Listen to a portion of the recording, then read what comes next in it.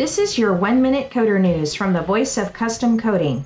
According to the latest article from Tim Pennington's Finishing and Coatings magazine, AkzoNobel has a new research center in Como, Italy.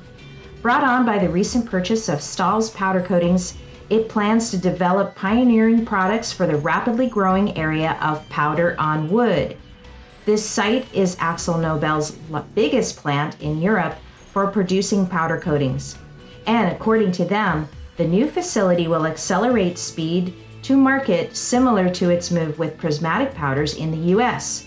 By increasing capacity, it will also sharpen the company's focus on sustainable manufacturing.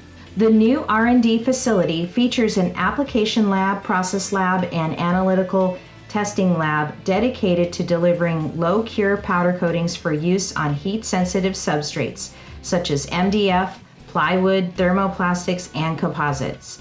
And that's been your 1-minute coder news. See you next time.